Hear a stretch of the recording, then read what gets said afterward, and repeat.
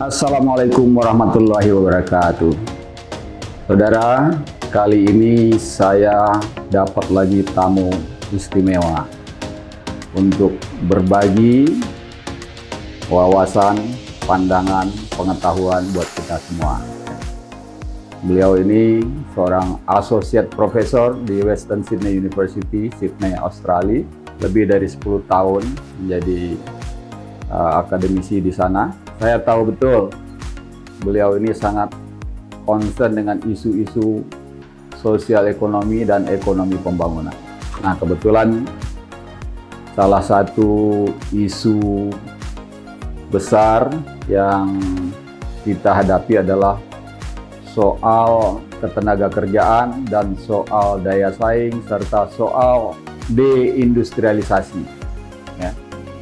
Kalau kita perhatikan, Presiden Joko Widodo berulang-ulang mengingatkan para pembantunya, para menteri, ya semua pihak, ya, untuk reindustrialisasi, untuk hilirisasi dan sebagainya.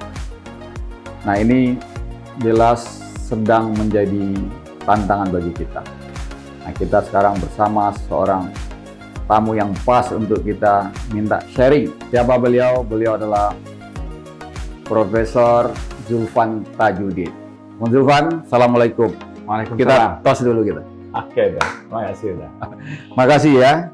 Ini kebetulan sedang mengambil waktu libur beliau ini. Ya, gimana? Sudah berapa hari? Udah lumayan ini, udah sekitar udah sempat di karantina ya? Sempat karantina. Oke. Bung Zulfan menyimak lah ya perkembangan baru-baru ini, ada heboh lagi soal buruh atau pekerja menuntut kenaikan upah, lalu jadi pro kontra ya, karena ada yang kemudian pihak lain keberatan ya, kita tahu ya. Nah, ini masalah yang rutin ya dari tahun ke tahun ya, masalah hubungan antara perusahaan atau pengusaha dengan pekerja, satu hal. Tetapi di lain sisi kita juga tahu masalah ekonomi, masalah khusus masalah industri kita yang terus merosot.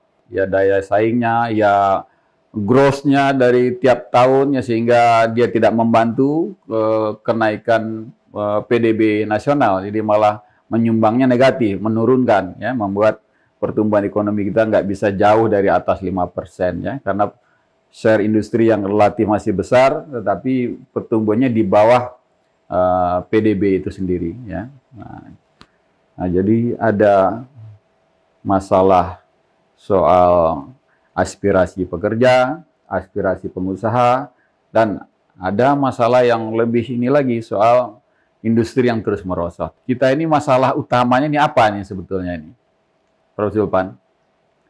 Iya, ini sebenarnya kan persoalan ekonomi secara keseluruhan. Ya.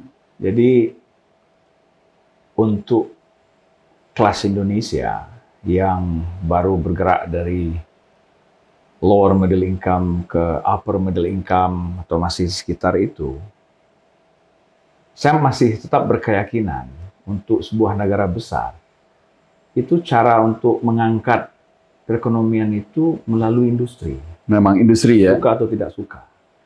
Dan sejarah perkembangan negara-negara lain itu menunjukkan jalur seperti itu. Jalur yang di luar itu ada, tapi itu pencilan. Nah, itu yang satu preposisi yang ingin saya tekankan. Kita pernah mengalami proses industrialisasi, terutama sebelum krisis Asia. Ya. Tapi setelah itu yang terjadi adalah proses penurunan yang konsisten. Nah, yang paling terasa proses penurunan itu adalah ketika terjadi 10 tahun commodity boom di awal milenium. Sehingga kesadaran untuk reindustrialisasi itu sudah dimulai sebenarnya sebelum Pak Jokowi jadi presiden. Itu sudah sekitar tahun 2010, 2011. Itu wacana itu kalau kita lihat literatur sudah mulai.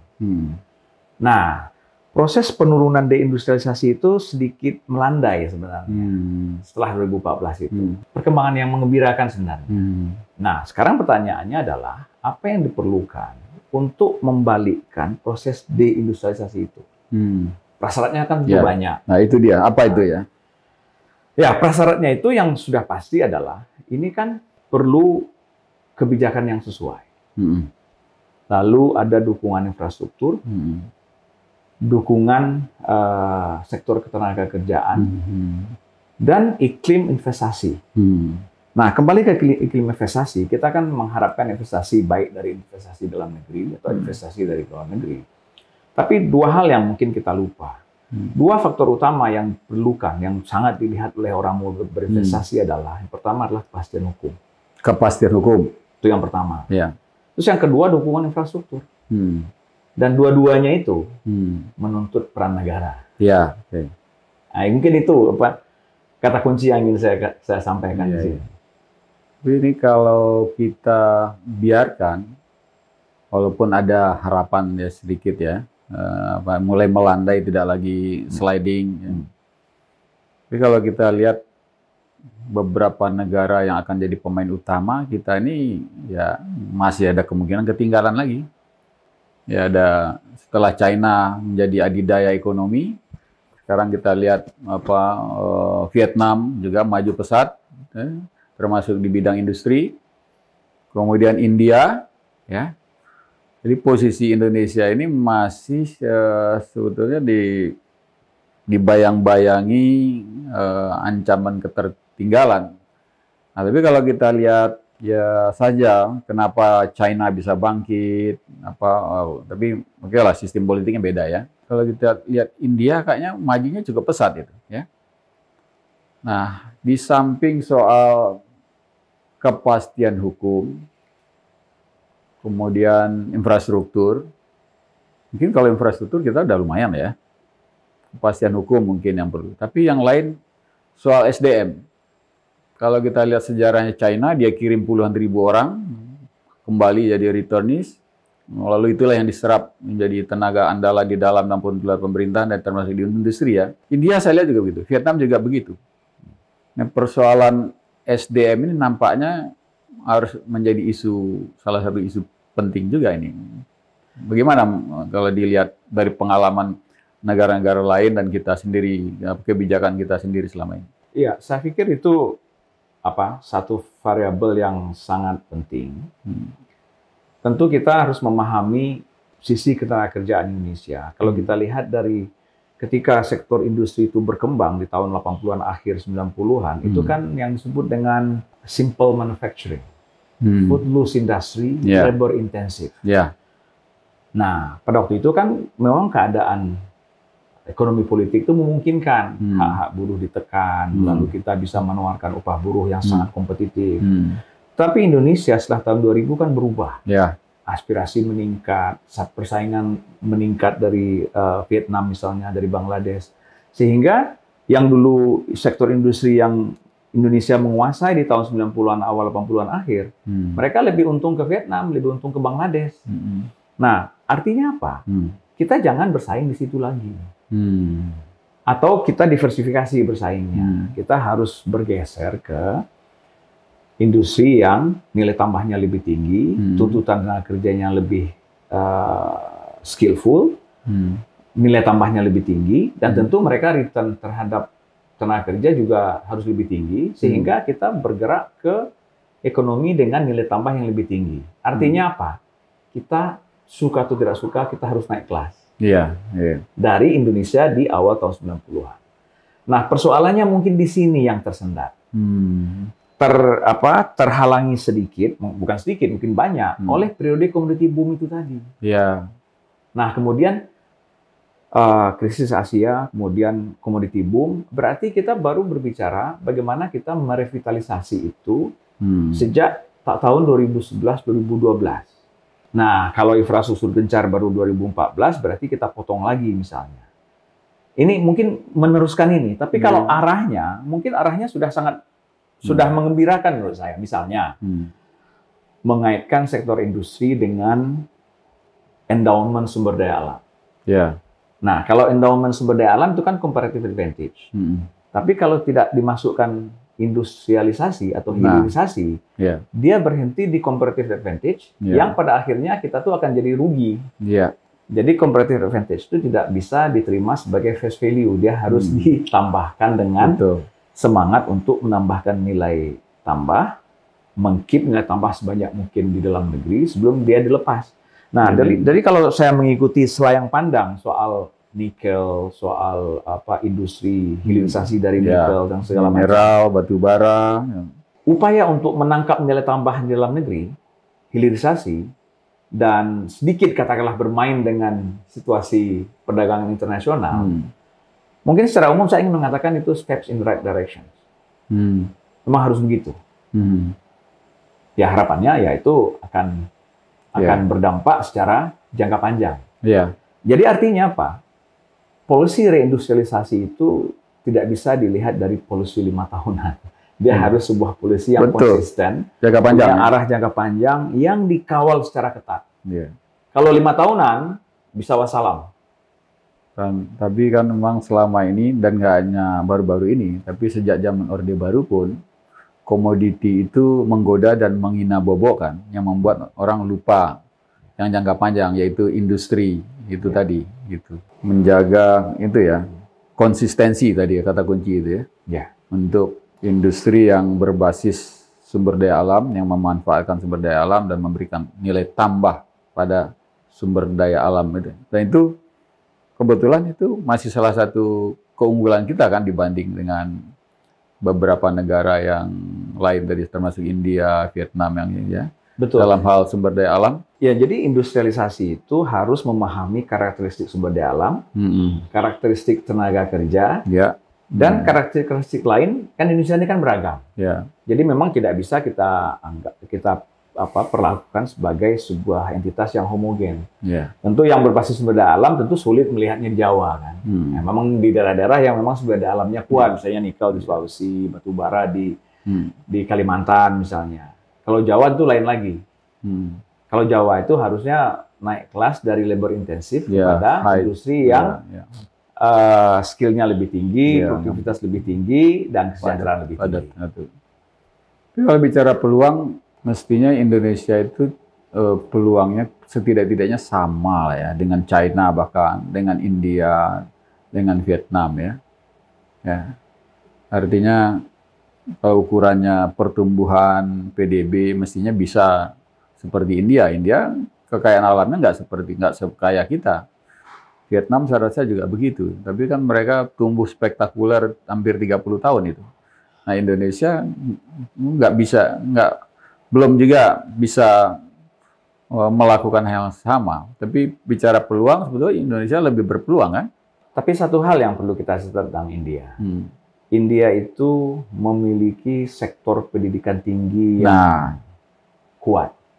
Tidak semuanya kuat, tapi ada lapisan elit dari pendidikan tingginya itu yang bisa head to head dengan Eropa Barat dan Amerika Utara. Dan itu punya kontribusi signifikan ya? Menurut saya iya. Menurut saya iya. Dan itu terbukti bahwa alumni India, tamat doktor dari India misalnya, mereka tuh bisa bekerja ke Barat. Betul, kalau itu ya. Tamat doktor dari India, dia kerja di Barat. Sulit membayangkan tamat doktor dari ITB, tamat doktor dari UI misalnya, yang paling hebat di Indonesia, lalu jadi akademisi di Australia misalnya, atau ke Jepang. India itu gitu. Mereka di Eropa, di Amerika, di universitas. Doktornya dari India. Universitas top di Amerika atau di Eropa ya.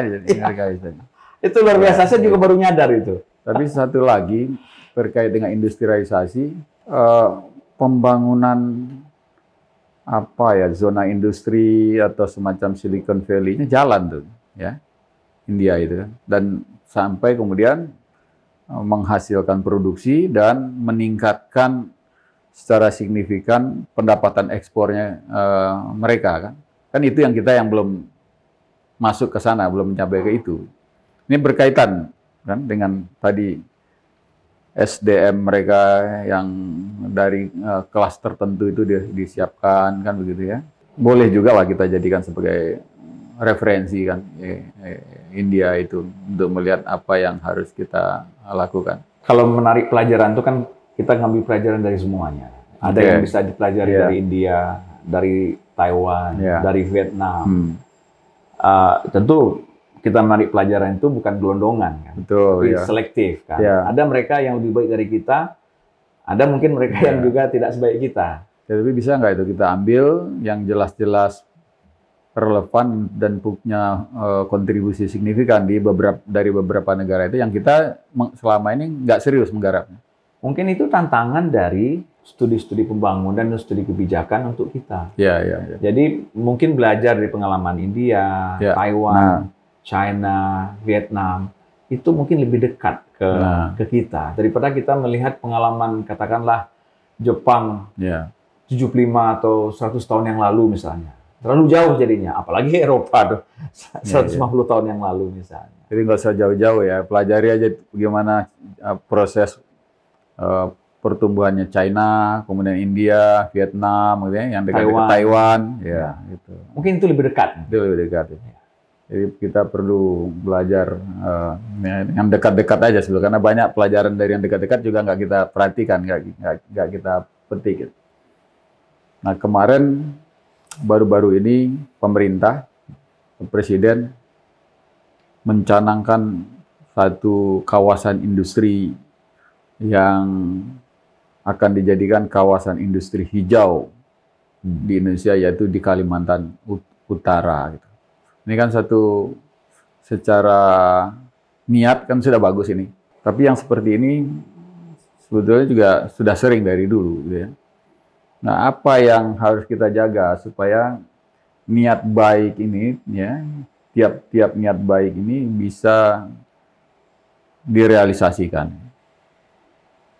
Ini saya hanya dengar selentingan ya, belum baca yang mendalam. Tapi selentingan yang saya lihat itu, kalau kita melihat model pengalaman pembangunan kita sampai saat ini, Kalimantan ini adalah salah satu bagian dari bumi Indonesia yang tereksploitasi secara luar biasa. Betul. Lihatlah kejadian banjir di Kalimantan Tengah, banjir di Kalimantan Selatan. Ini kan kerusakan karena eksploitasi alam, sumber daya alam. Nah, sekarang industri hijau mau di Kalimantan. Mungkin visinya ingin membalikkan mungkin keadaan yang sudah kacau balau dalam proses yang panjang itu. Panjang itu artinya kerusakan hutan, tambang terbuka, dan segala macam. Jadi dari segi visi, ini luar biasa. Membuat turnover, membalikkan arah, U-turn, industri hijau justru di Kalimantan. Mungkin ini juga sangat beresonansi dengan apa yang disebut dengan New Green Deal misalnya. Jadi ekonomi itu tumbuh, kesempatan kerja tercipta, pendapatan meningkat, tapi pada saat yang sama industri yang dikembangkan, pembangunan yang kedepannya itu hijau. Nah, dari segi visi ini luar biasa. Visi seperti ini itu harus jangka panjang dan dikawal dengan konsisten. Model 5 tahunan bisa jadi itu nggak akan bisa mengawal itu. Nah, pertanyaannya sekarang adalah instrumen institusi apa yang ada di negara kita, baik dari sisi negara, masyarakat, civil society atau bisnis, yang bisa mengawal itu. Jadi saya sangat bukan skeptis ya, cuma agak khawatir dengan siklus 5 tahunan itu. Berarti harus diangkat betul-betul menjadi komitmen negara, komitmen bernegara ya, tidak hanya komitmen satu masa pemerintahan, apalagi seorang presiden ya. Kalau visinya udah benar ya, arahnya sudah benar. Steps in right direction. Mungkin itu poin pentingnya ya, yang perlu kita dengar bersama-sama ya. Sebetulnya dari dulu juga sering mencanangkan arah yang sudah benar, tetapi arah yang sudah benar itu di tengah jalan dia berbelok atau dia mandek ya. Nah, kira-kira begitulah. Tapi lagi-lagi dari pembicara ini kita harus optimis. Peluang kita untuk bangkit, untuk bisa setara seperti beberapa negara tetangga kita itu sangat-sangat terbuka. Ya. Tapi salah satu poinnya tadi adalah memang harus ada komitmen bersama, kesadaran bersama yang konsisten ya, terus-menerus ya. Jangka panjang. Jadi harus dijadikan ini komitmen bernegara, bukan komitmen satu pihak, satu kelompok, seseorang ya, dan bukan untuk satu masa pemerintahan. Begitu, Prof. Zulfan. Terima kasih. Wes, terima kasih luar biasa ini. Kita tos lagi saudara kita. Kita akhiri sampai di sini. Kami akan makan pisang goreng bersama Prof. Zulfan sambil menikmati mengisi liburnya di Jakarta. Terima kasih. Assalamualaikum warahmatullahi wabarakatuh.